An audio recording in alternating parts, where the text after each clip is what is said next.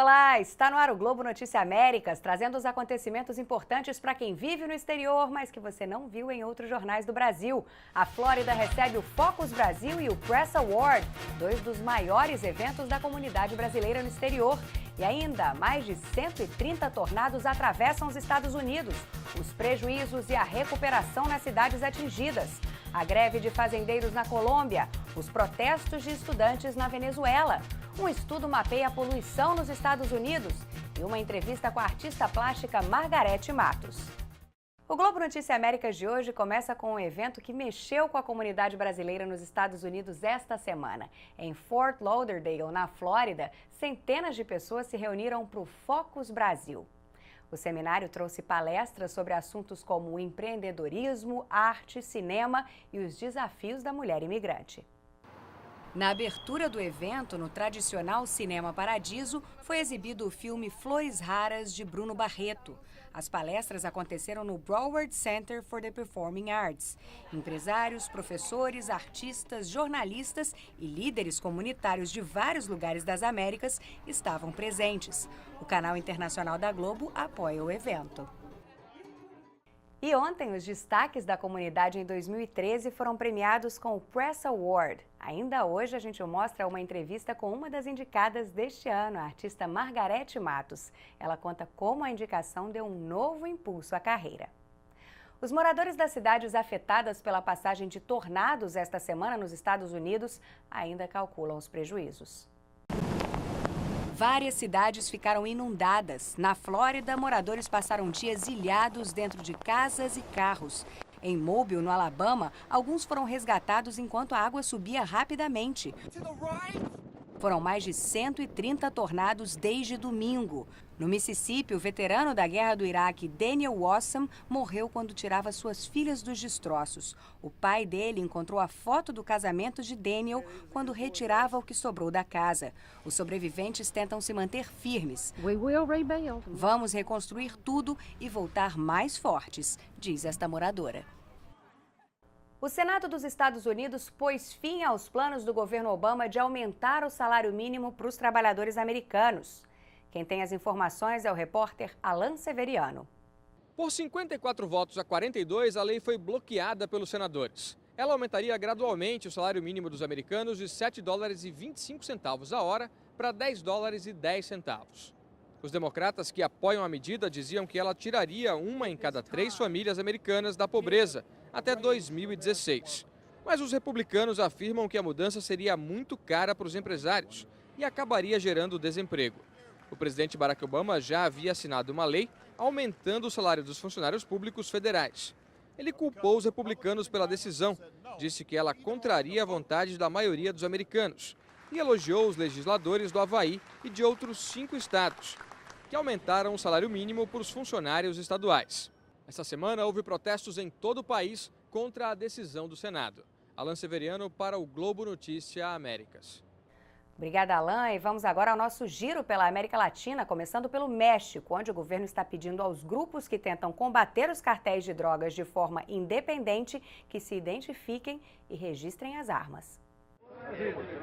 Eles são chamados vigilantes e se consideram grupos de autodefesa. Se espalharam pelo México com o argumento de que a polícia e o exército não são capazes de garantir a segurança. O governo decidiu permitir que eles continuem atuando em algumas regiões, desde que sigam o comando de policiais e militares. Eles poderão manter várias armas, incluindo rifles, mas todas devem ser registradas até o dia 10 de maio. As armas mais pesadas devem ser entregues às autoridades. A proposta do governo é que os grupos deixem de existir em regiões onde os índices de violência são mais baixos. Na Colômbia, os agricultores entraram em greve geral e fizeram manifestações em todo o país. Em algumas, houve confrontos. Em San Gil, a polícia usou gás lacrimogênio para dispersar os manifestantes, que responderam lançando pedras. No sul do país, os agricultores atearam fogo a um caminhão que tentava atravessar uma estrada bloqueada durante um protesto. Enquanto isso, em Bogotá, líderes dos manifestantes fizeram várias reuniões com representantes do governo. Os agricultores acusam o governo de não ter cumprido as melhorias prometidas depois de uma paralisação no ano passado. Na Venezuela, os protestos dos estudantes completaram um mês esta semana e, para marcar a data, eles fizeram mais manifestações. Os estudantes estão acampados na frente do Escritório das Nações Unidas em Caracas. 120 se acorrentaram para chamar a atenção de líderes internacionais.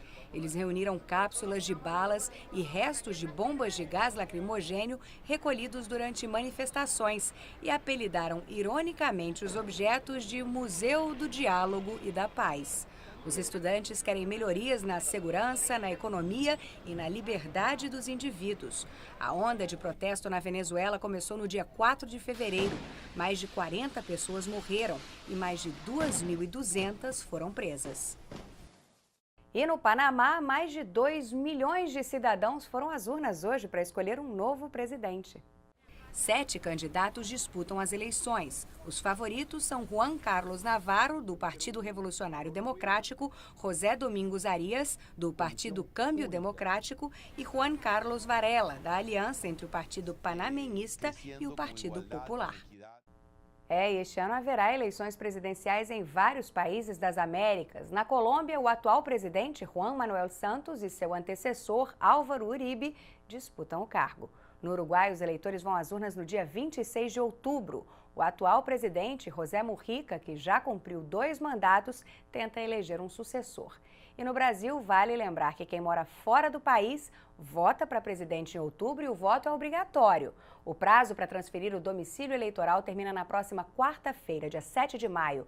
Para isso, basta ir ao consulado mais próximo com um documento de identidade e preencher um formulário que pode ser encontrado na internet, na página do Tribunal Superior Eleitoral, o www.tse.jus.br. Isso vale para todos os consulados do Brasil no exterior.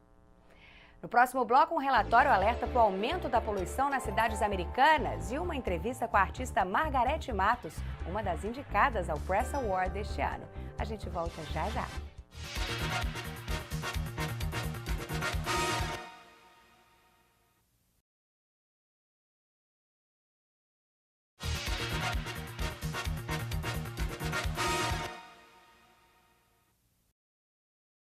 Esta semana, a Suprema Corte Americana manteve a decisão de permitir o controle da poluição emitida por empresas que usam carvão como fonte de energia.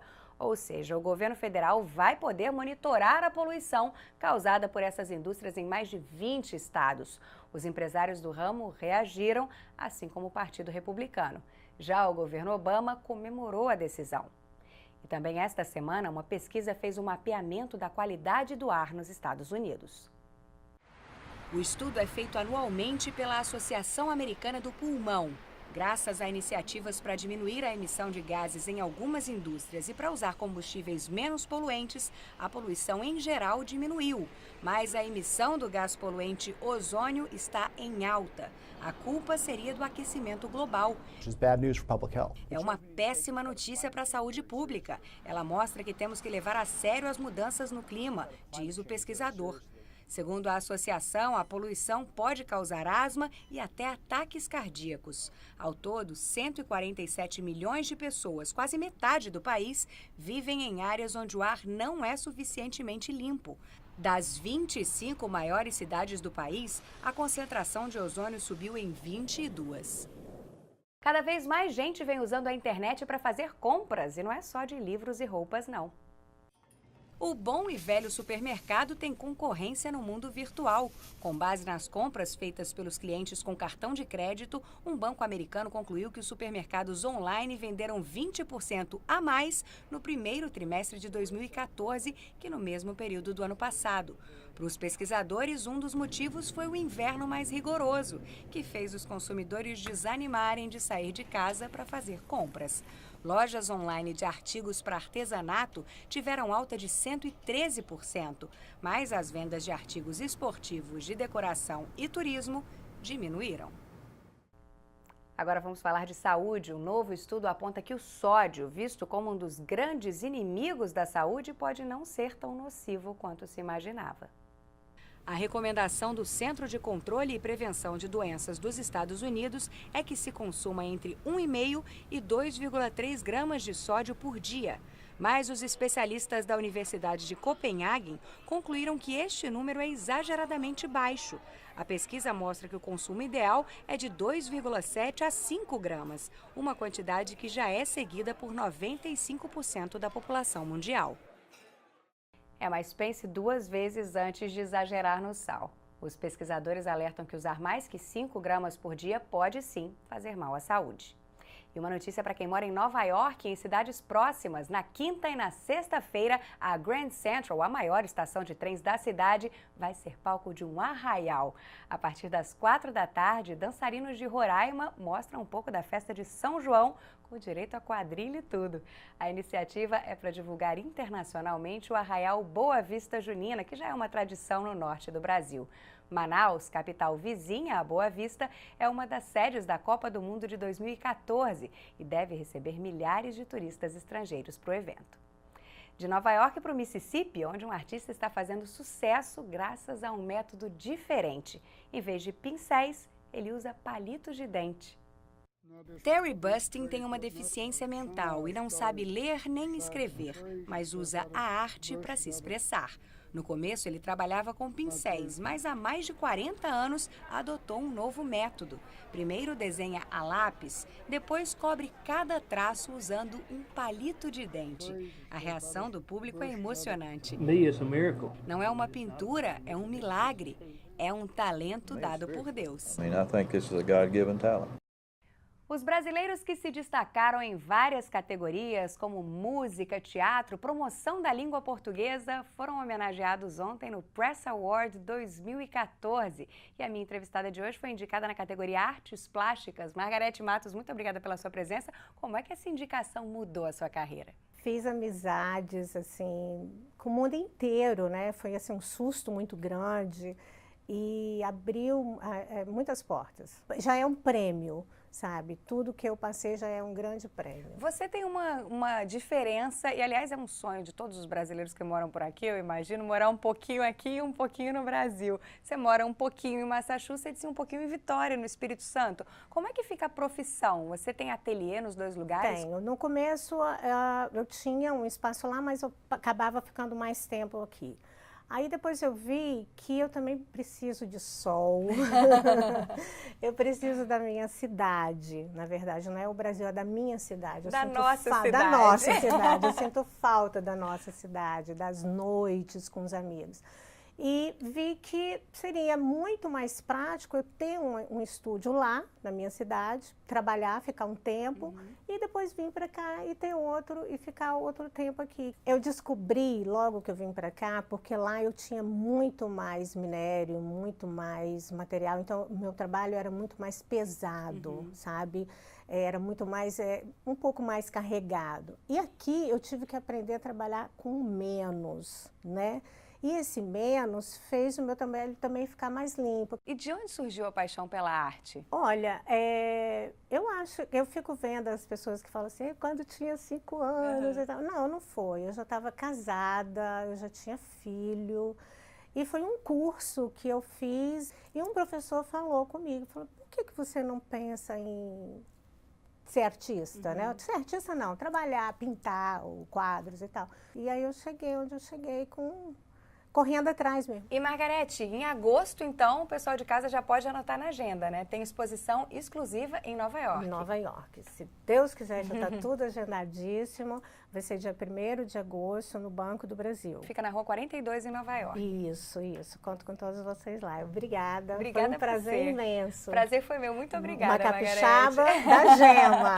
Obrigada mesmo. E o Globo Notícias Américas vai ficando por aqui. A gente se despede com mais um pouquinho da arte de Margarete Matos. Tenham todos uma ótima semana e domingo que vem a gente se encontra novamente. Até lá!